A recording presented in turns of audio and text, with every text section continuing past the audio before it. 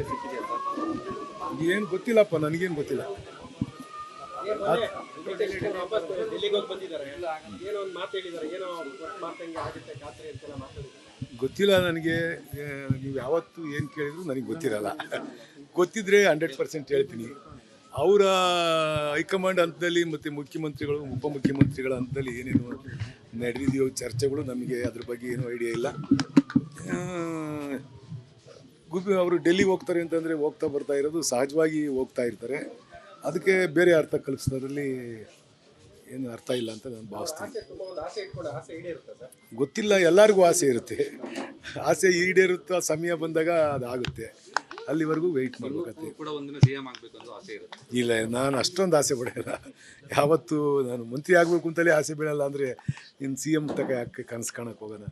ನಮ್ಮ ಯೋಗ್ಯತೆ ಎಷ್ಟೈತೋ ಅಷ್ಟು ಕೆಲಸ ಮಾಡ್ಕೊಂಡು ಹೋಗ್ತಕ್ಕಂಥದ್ದು. ಈ ಸಂಪುಟ ಪುನರಚನೆಯಲ್ಲಿ ತಮಗೂ ಕೂಡ ಒಂದು ಸ್ಥಾನ ಸಿಗುತ್ತೆ ಅನ್ನುವಂಥ ವಿಶ್ವಾಸ ಗೊತ್ತಿಲ್ಲ ನನಗೆ. ನಾನೇ ಕೇಳಿಲ್ಲ, ನಾನು ಯಾರಿಗೂ ಅಪೀಲ್ ಮಾಡಿಲ್ಲ. ಏನಕ್ಕೆ ಹೋಗ್ತೀರಾ ಡೆಲ್ಲಿಗೆ? ಅದೇ ಟೈಮ್ ಪಾಸ್ ಮಾಡೋಕ್ಕೆ ಹೋಗ್ಬೇಕಷ್ಟೇ. ಒಂದ್ಸರಿ ನಮ್ಮ ರಂಗನಾಥ್ ಅವ್ರು ಕರ್ಕೊಂಡು ಹೋಗಿದ್ರು, ಒಂದ್ಸರಿ ಹೋಗಿದ್ದೆ ಅಷ್ಟೇ. ಯಾವಾಗ ನಾವು ಯಾರನ್ನೂ ಮೀಟ್ ಮಾಡೋಕ್ಕೆ ಆಗಲಿಲ್ಲ. ನಾವಿನ್ನೂ ಹೋಗಿ ಅಲ್ಲಿ ಇಳಿಯೋದಕ್ಕಿಂತ ಮೊದಲೇ ಏರ್ಫೋರ್ಸಲ್ಲಿ ಇಳಿಯೋಕ್ಕಿಂತ ಮೊದಲೇ ನಿಮ್ಮ TV ಗಳಿಗೆಲ್ಲ ಗೊತ್ತಾಯಿತು. ಅದಕ್ಕೆ ಹೋಗಿ ಅಲ್ಲಿ ರೂಮ್ಗೆ ಹೋದೋ, ರೂಮಿಂದ ಸೀದಾ ಬಂದ್ಬಿಟ್ಟು ವಾಪಸ್ ಅಷ್ಟೇ. ಮೇ 15ರೊಳಗಡೆ ಏನಾದರೂ ಒಳ್ಳೆ ಶುಭ ಸುದ್ದಿ ಗೊತ್ತಿಲ್ಲ ನನಗೆ. ಆದರೂ ಆಗ್ಬೋದು, ಆಗದೆ ಇದ್ರೂ ಪ್ರಮಾಣ ವಚನಕ್ಕೆ ನೀವು ಹೋಗ್ತೀರಾ? ಯಾರು ಪ್ರಮಾಣ ವಚನ? ಅದು ಕನಸು ಕಾಣಲ್ಲ, ನಾನು ಹಗಲು ಕನಸು ಕಾಣಲ್ಲ. ಅದು ಅಭ್ಯಾಸನೂ ಇಲ್ಲ ನನಗೆ. ಸರ್, ಅದು ಅವರು ವೈಯಕ್ತಿಕ ವಿಚಾರಗಳು. ಅದೆಲ್ಲ ನಾನು ಬೇಕು ಅಂತಿದ್ದಂಗೆ ಹೈಕಮಾಂಡ್ ಮಾಡಬೇಕಲ್ಲ. ಅವರು ಎಲ್ಲ ಥರದ್ದು ಯೋಚನೆ ಮಾಡ್ತಾರೆ. ಜಾತಿ ಯೋಚನೆ ಮಾಡ್ತಾರೆ, ಆಮೇಲೆ ಯಾವ್ಯಾವ ವರ್ಗದಿಂದ ಬಂದವರು ಯೋಚನೆ ಮಾಡ್ತಾರೆ, ಮತ್ತು ಅವ್ರ ಸೀನಿಯಾರಿಟಿ ಪಕ್ಷದಲ್ಲಿ ಅವರ ದುಡಿಮೆ ಯೋಚನೆ ಮಾಡ್ತಾರೆ. ಅನೇಕ ಮಾನದಂಡಗಳನ್ನ ಇಟ್ಕೊಂಡು ಅವರು ಕ್ಯಾಬಿನೆಟ್ನ ಎಕ್ಸ್ಟೆಂಡ್ ಮಾಡಿರ್ತಕ್ಕಂಥ ಸಂದರ್ಭದಲ್ಲಿ ಮಾಡ್ತಾರೆ. ಅದರಿಂದ ನಾವು ಎಲ್ಲರೂ ಅಭಿಪ್ರಾಯ ವ್ಯಕ್ತಪಡಿಸ್ತಾರೆ. 238 ಜನ ಇದ್ದೀವಿ, 238 ಜನನೂ ಆಗಬೇಕು ಅಂತಲೇ ಆಸೆ ಇರ್ತಕ್ಕಂಥದ್ದು. ಅದರಲ್ಲಿ ಹೈಕಮಾಂಡು ಮತ್ತು ಮುಖ್ಯಮಂತ್ರಿಗಳು ಉಪಮುಖ್ಯಮಂತ್ರಿಗಳು ಯಾರಿಗೆ ಮಾಡ್ತಾರೋ ಗೊತ್ತಿಲ್ಲ. DKಶಿ ಅವರಿಗೆ ಒಳ್ಳೆ ಸಮಯ ಈಗ ಬರುತ್ತೆ ಅಂತ ನೀವು ಶಾಸ್ತ್ರ ಹೇಳ್ತೀರಾ? ನನಗಂತೂ ಶಾಸ್ತ್ರದ ನಂಬಿಕೆ ಇಲ್ಲ, ಹೇಳೋದು ಇಲ್ಲ. ನಾನು ಕೇಳೋದು ಇಲ್ಲ. ರಂಗನಾಥ್ ಅವರು ಏನೋ ನಡೆದಿರ್ತದೆ ಅಂತ ಅಲ್ಲಿಗೆ ಅರ್ಥ. ಕೊಟ್ಟು ಮಾತು ಉಳಿಸ್ಕೊಬೇಕು ಅಂದರೆ ಏನೋ ನಡೆದಿರ್ತದೆ ಹೈಕಮಾಂಡ್ ಮಧ್ಯದಲ್ಲಿ. ಇವರ ಮತ್ತು ಹೈಕಮಾಂಡು ಮುಖ್ಯಮಂತ್ರಿಗಳ ಮಧ್ಯದಲ್ಲಿ ಏನೋ ನಡೆದಿರುತ್ತೆ ಅಂತ ಅನ್ಕೊಬೋದು ಅಷ್ಟೇ. ಅವರ ಮಾತಿನ ಅರ್ಥದಲ್ಲಿ ಹೇಳೋದಾದರೆ ಅದನ್ನೇನಾದರೂ ನಾವು ಅನ್ಕೊಬೋದಾಗ್ತದೆ ಅಷ್ಟೇ.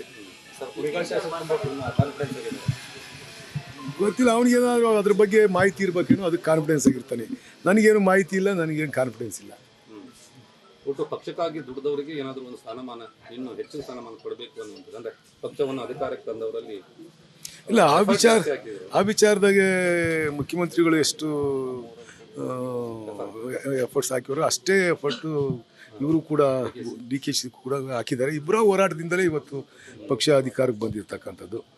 ಅದರಲ್ಲಿ ಆ ವಿಚಾರವಾಗಿ ಮುಖ್ಯಮಂತ್ರಿ ಮಾಡ್ತಕ್ಕಂಥ ಸಂದರ್ಭದಲ್ಲಿ ಅವರಿಬ್ಬರ ನಡುವೆ ಮತ್ತು ಹೈಕಮಾಂಡ್ ನಡುವೆ ಏನು ಒಡಂಬಡಿಕೆ ಏನೋ ಆಗಿರ್ಬೋದೇನೋ ಗೊತ್ತಿಲ್ಲ. ಸುರೇಶ್ ಅವರು ಮಾತಾಡ್ತಕ್ಕಂಥದ್ದು ಕೆಲವೆಲ್ಲ ನೋಡಿದಾಗ ಏನೋ ಆ ಒಡಂಬಡಿಕೆ ಆಗಿರ್ಬೋದೇನೋ ಗೊತ್ತಿಲ್ಲ ನಮಗೆ. ಆಗಿದ್ರೆ ಆ ಥರ ಏನಾರು ಆಗಿದ್ರೆ ಮುಂದೆ ಅವ್ರಿಗೂ ಅವಕಾಶ ಸಿಗ್ಬೋದೇನೋ. ಆಗದೆ ಇದ್ದಿದ್ರೆ ಇಷ್ಟೊಂದು ಗಟ್ಟಿದಲ್ಲಿ ಕೇಳಲಿಕ್ಕೆ ಅವಕಾಶ ಇರ್ತಿರ್ಲಿಲ್ಲ ಅಂತ. ನೋಡಬೇಕು. ಹೆಂಗಾಗ್ಬೋದು ಫೈನಲ್? ಹೆಂಗಾಗುತ್ತೆ ಅಂದರೆ ನೀವು ಎಷ್ಟೊತ್ತು ಕೇಳಿದ್ರು ಹಿಂಗೆ ಆಗೋದಷ್ಟೇ.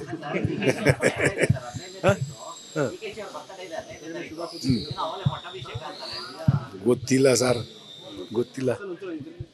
ನಮ್ಗೆ ಅದ್ರ ಬಗ್ಗೆ ಐಡಿಯಾ ಇಲ್ಲ.